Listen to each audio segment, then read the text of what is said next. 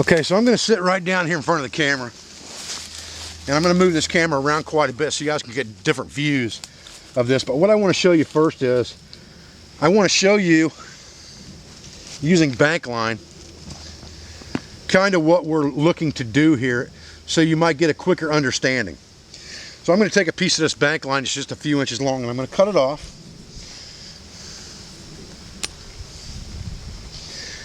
And imagine this as one strand of your cordage, and you'll notice that this is twisted in one direction.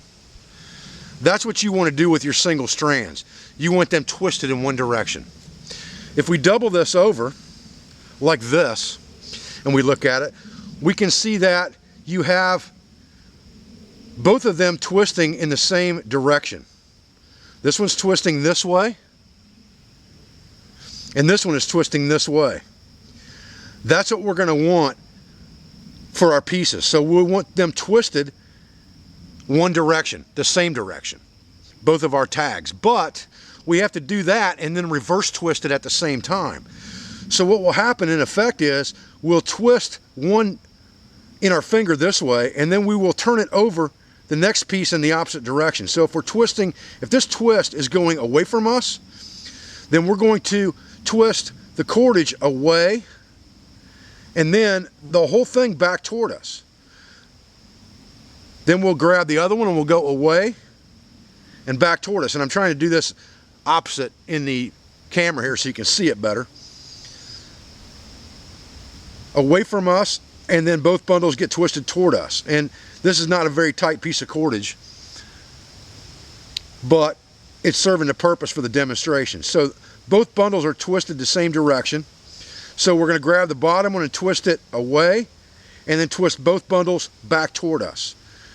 Then we'll grab the top one now, which was the bottom.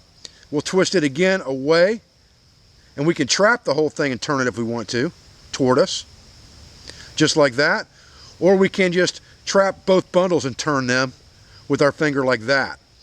And you're going to end up with something that looks kind of like this. Now, let's look at this on natural cordage so you get a better understanding. That's just a good way to teach people what cordage is supposed to look like, because you can see it really well in cordage like that that's already made and reverse wrapped one direction, or wrapped one direction.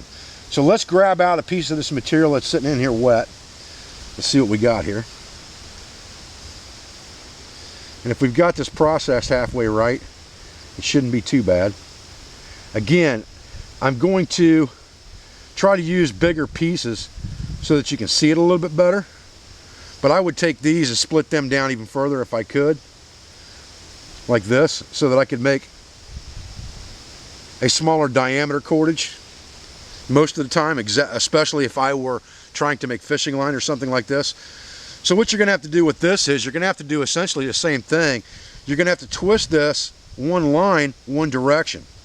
Now you can start with two pieces like this and it doesn't matter, or you can bend one over like this, and then you'll end up with a loop at the top. The other thing that you can do is you can twist that cordage in your hand, that beginning piece.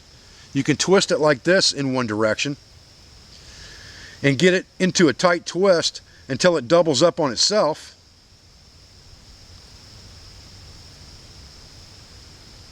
Twisting it against itself, and you'll see that it kind of doubles up and turns on itself when you do that, like you're tightening up a piece of rope.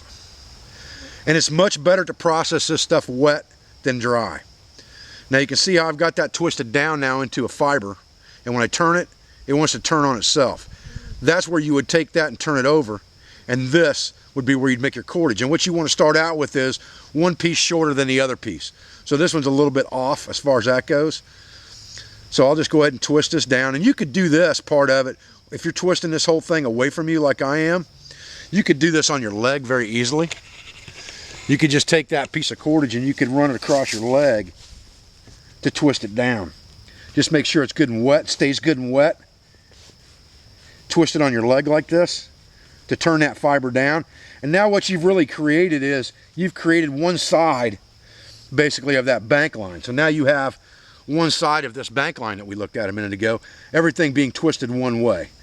In this case, it's twisted away from us like this, okay? And it doesn't matter which way you go, whether you go away from you or towards you, as long as both of your fibers go the same direction. And when you do this, you're going to roll some water out of it, so it's better if you take that thing and soak it for a minute again, or just slosh it in the water and get it back out and do the same thing again. And that cordage will start to get a memory in it at some point when you do that. And it will somewhat stay twisted. It's not going to stay completely twisted, obviously, but it will stay somewhat twisted. You can see it's coming undone a little bit, but there's areas up in here that are staying pretty twisted right there. Okay? So now if we were going to start off with this as our cordage, or for our piece of cordage, we would make sure that we've got, this is a bad spot right here in the cordage, so let's go ahead and take that right off, just like that.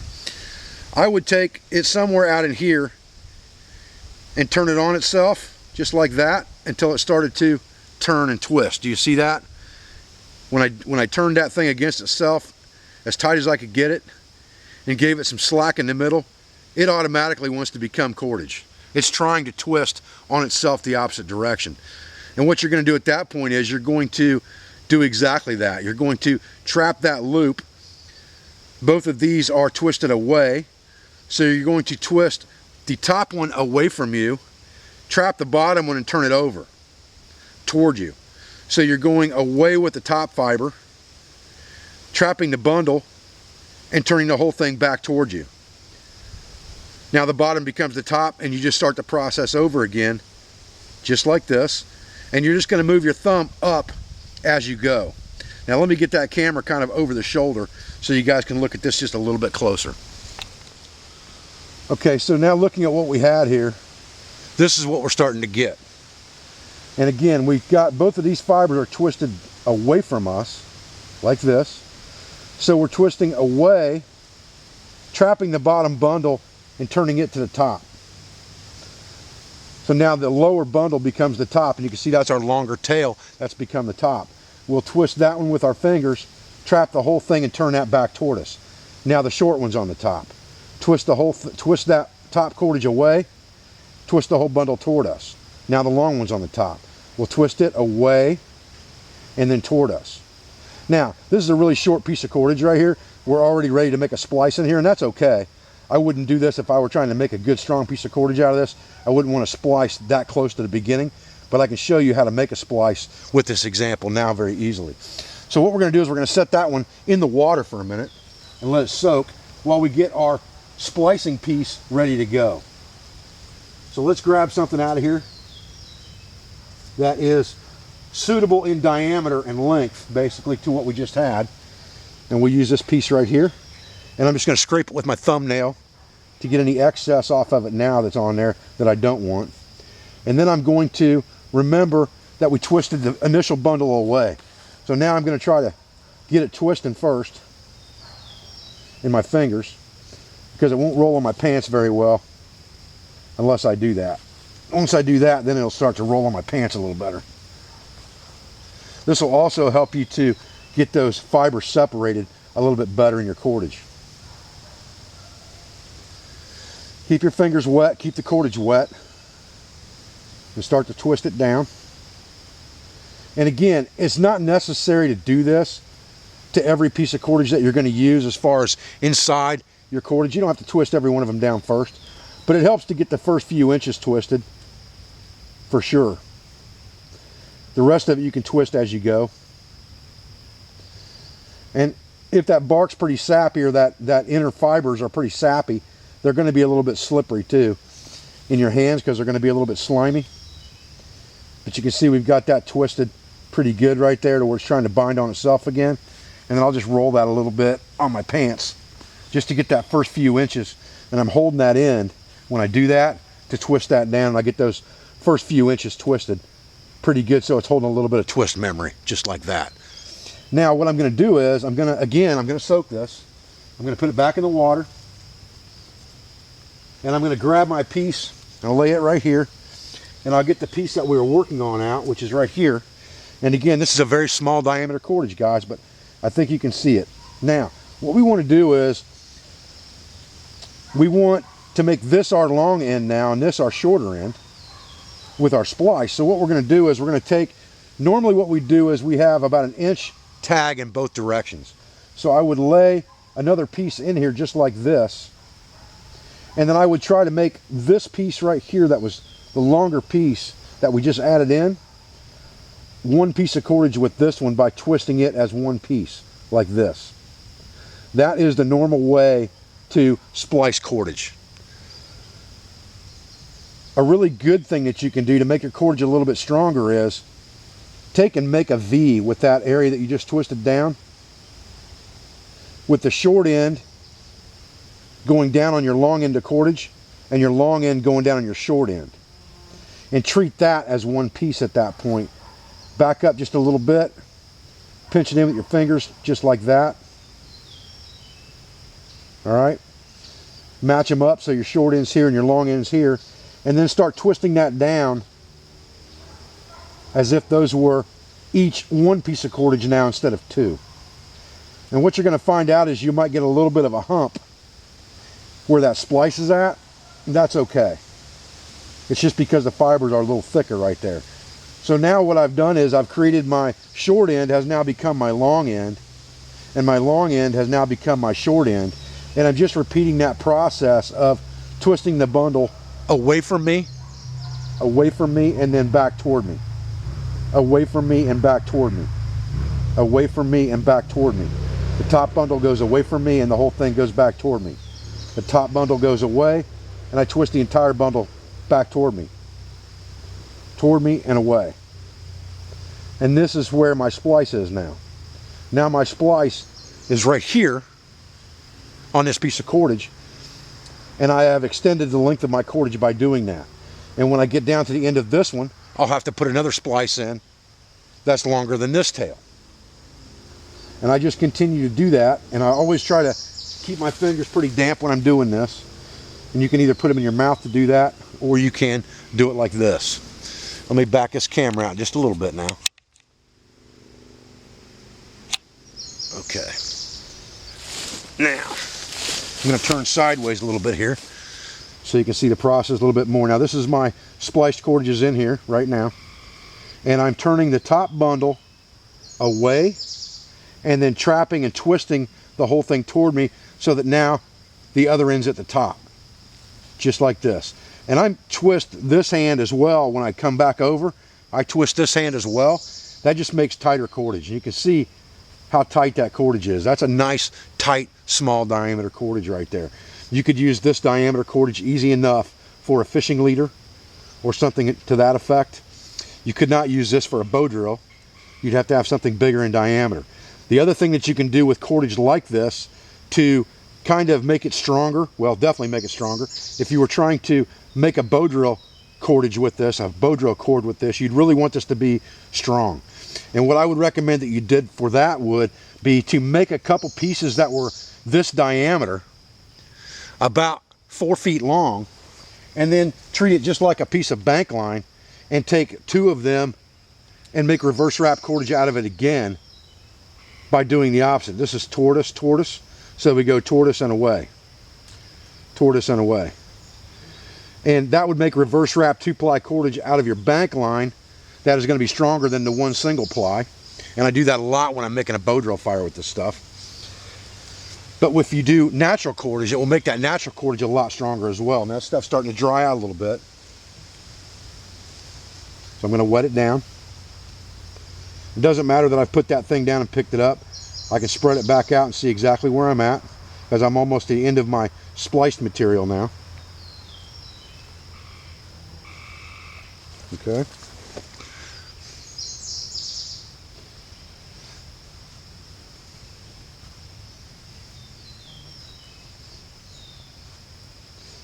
And once you have done this enough times and you understand this process, you'll be able to do this stuff while you're just standing around. You won't even have to look at it to do it. The biggest pain with this cordage stuff is not the amount of time it takes really to make the cordage, although you can see that does take quite a bit of effort to make that. It's the harvesting of the material and the processing of the material to get it ready to make cordage. That's where it's hugely time consuming. And I think that you need to remember that when you're thinking about, you know, the reason for the 5 C's of survivability. The reason that cordage is in there is not because it directly affects your body core temperature as much as it's something that you need to build other things with and make other things, including like your bow drill fires and whatever. And if you don't have it readily available and you have to make it, it becomes a major league pain. Now you can take this stuff and roll it on your leg during the process, and it's not going to hurt anything to do that. That will just help you. That will just help you make a tighter piece of cordage when you're done. I actually should have done that back in here, but I've got some tags in here and you can see them, and you'll see those tags sticking out where your splices are at. So you're not making a beautiful piece of cordage. Okay, big deal. You can trim those off down the road if you really want to make a pretty piece of cordage. The key is to keep that thing tight. And you can see when I'm doing that, I'm kind of separating and pulling back as I go. And that's just a muscle memory thing to do that.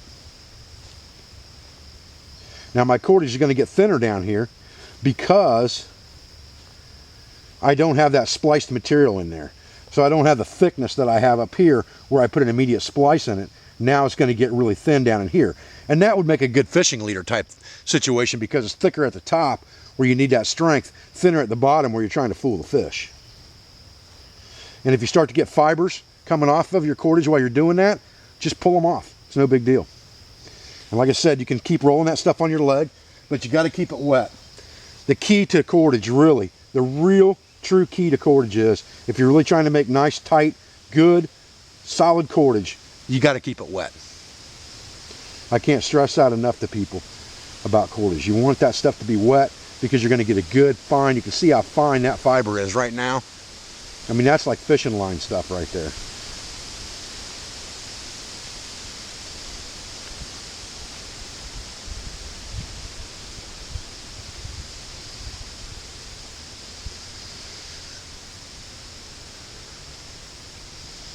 I was going to try to get down here so we can put one more splice in this thing so you guys could see that. I think we'll do that here in just a minute.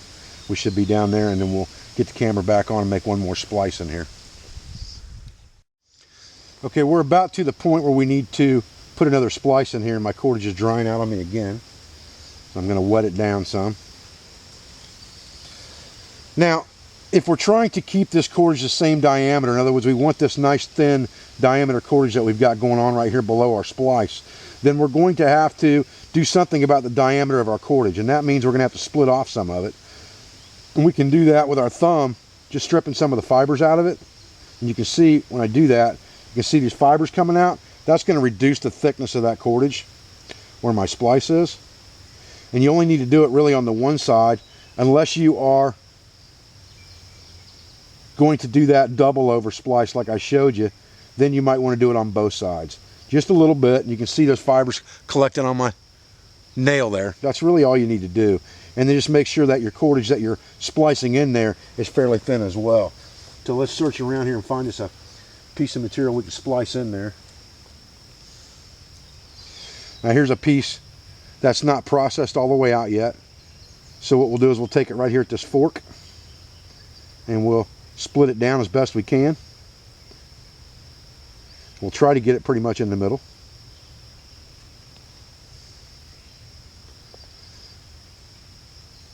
If it shears off a little bit, we can correct it a little bit with our fingers. It's not going to hurt much. Alright, so now we've got another piece of cordage right here to work with. And I'm working with pretty short pieces here, guys, so I can get splices in faster and things like that to show you guys all the techniques. We only processed those pieces of cordage about a foot long. We could have processed them 6 or 7 feet long if we wanted to, unless we cut them off by accident somehow. But now I'm just making sure that there's no bark left on here at all.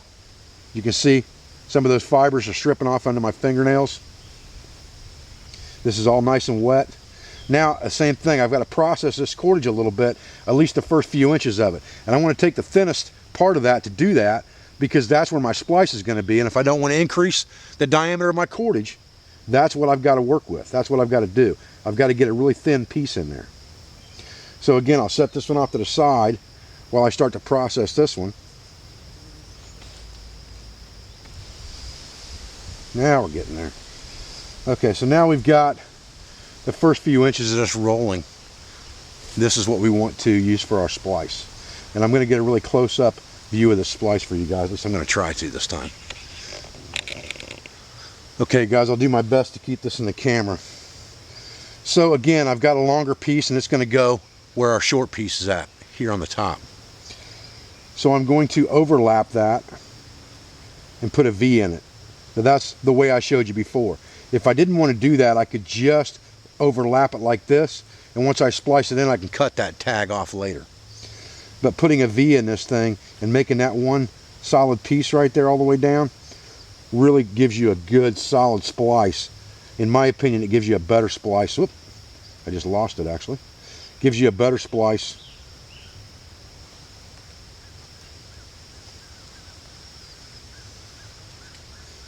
And again, I'm just treating both pieces as if they were one fiber at that point. And you can see now we're getting it twisted down in there. And we'll just continue to do that. Away and toward me, away and toward me, away and toward me, away and toward me, away back toward me, away back toward me. And you can see where our splice is at. It's a little bit fatter right there on that spot, right where that V's at. You won't get it, it won't be that fat if you use a single side splice like I showed you, where you just lay one side in there. You won't get that hump in there as bad, but you'll get a stronger splice if you fold it over like that. So it's kind of up to you. There's no right or wrong there. You can do it either way and it doesn't matter. If you're trying for a really pretty piece of uniform cordage like a fishing line or something, you may want to not do that double splice or that V splice. But if you are not trying to do that and you're not worried about it, then you can put that in there and it's just going to make that splice a little bit stronger for you.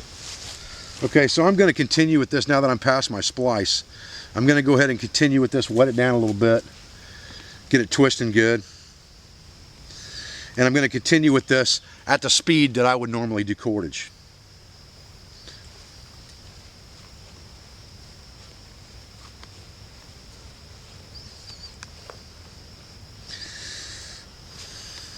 Now you could go by after the fact, you could come through with some fixing wax and you could wax this cordage, especially if you were going to use it for like a fishing line, a floating line of some kind for fishing. And that would make it last a lot longer, because I'm sure one of the questions I'm going to get is, how long is natural cordage going to last? Well, depends on how well you take care of it. If you don't oil it or grease it or something like that and you let it get bone dry, you know, it's not going to last near as long as something that you take care of. Now you can see there's about, I don't know, 10, 12 inches of cordage there, maybe, if I had to guess. And I don't know how long this video is going to end up being. Obviously, I could do it a little faster if I was just doing it and not talking while I was trying. But the amount of time and energy and calories it takes to try to make cordage is the exact reason it is one of the 5 C's for carrying it. Because I don't want to have to go through this just to tie up a quiver, or to make a bow drill string, or to make a lashing for a tarp, or to tie something out. I don't want to have to go through all of this. Okay, we are to the point now where we really need to put another splice in here, a third splice, in a very short piece of cordage. And I hesitate to do that for cordage that I'm making that I really want to use for something. Now I would probably use this for a fishing leader, even that it's got 2 splices in it already, because I'm pretty confident with green bark that those splices are plenty strong, and I know they're double spliced. You could go through here now and you could take your knife and you could trim off these small tags that are sticking out where you've spliced it and make a much prettier piece of cordage if that's what you were after. But this is going to be plenty effective just the way it is. You're not going to pull that apart. I'm pulling that with everything I got, guys, and it ain't breaking. And I was pulling right out of splice. Okay, that's some strong cordage. Okay guys, well, I'm Dave Canterbury at the Pathfinder School, and I hope you enjoyed this short lesson on how to make 2-ply reverse wrap cordage out of natural bark. If you have any questions, you can hit me up on the comments section of my video, or you can send me a PM on YouTube. I appreciate everything you do for me, for my school, for my family, for my business, my affiliates, my associates, and my sponsors. We'll be back with another video as soon as we can. Thanks, guys.